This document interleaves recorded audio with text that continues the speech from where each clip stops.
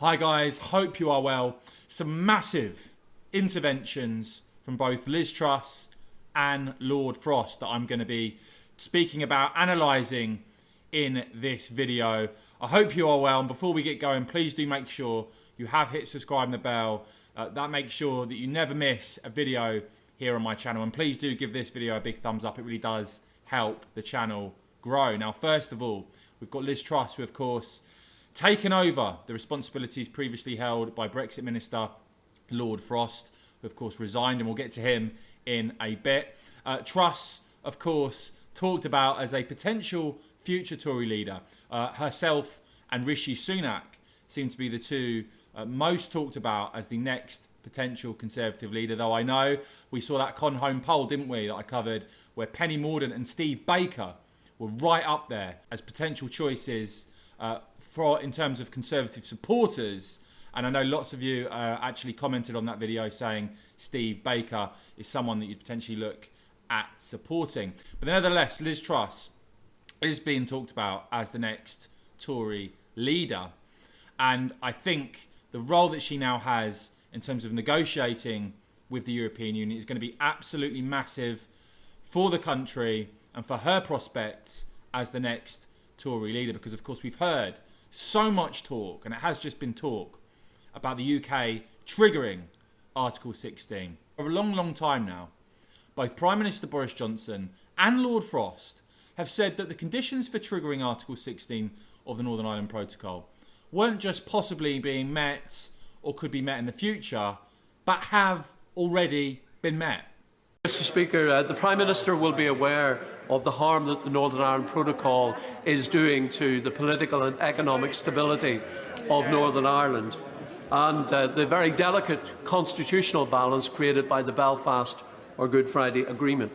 In the command paper published by the Government in July, they committed to addressing these issues and recognised that the protocol is simply not sustainable. Does the Prime Minister accept that the conditions now exist to trigger Article 16 of the Protocol in the event that the current negotiations with the EU fail to arrive at an acceptable outcome? So we can negotiate. The right honourable gentleman is completely right. I'm sad to say in what he says, and we're working hard to secure an agreement by negotiation, but we need to see real progress, because he knows the real life issues on the ground in Northern Ireland haven't gone away, and if we can't see progress, as we've been saying now for some months, if we can't see rapid progress in the way that we spelt out in our command paper, then I think that it's clear to everybody that the conditions for invoking Article 16 have already been met. The arrangements have begun to come apart even more quickly than we feared. Thanks to the EU's heavy-handed actions, cross-community political support for the protocol has collapsed. The protocol itself is now undermining the Belfast Good Friday Agreement. Businesses, political parties, the institutions, and indeed all in Northern Ireland now face instability and disruption. We can still solve these problems.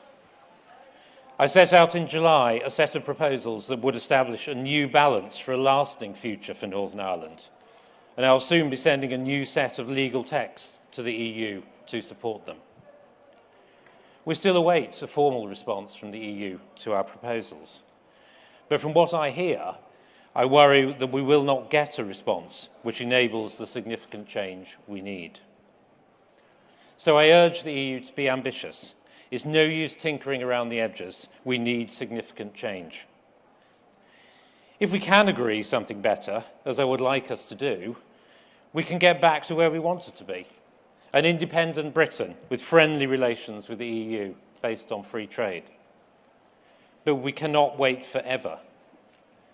Without an agreed solution soon, we will need to act using the Article 16 safeguard mechanism to address the impact the protocol is having in Northern Ireland. And yet we have a situation now, of course, where Lord Frost has resigned, where negotiations with the European Union have now dragged on into 2022. And let's not forget, in terms of the context of where the Conservatives are, Boris Johnson has his majority through big Brexiteer support at the last general election. Now that support has started to fade, as Focal Data recently covered and I highlighted.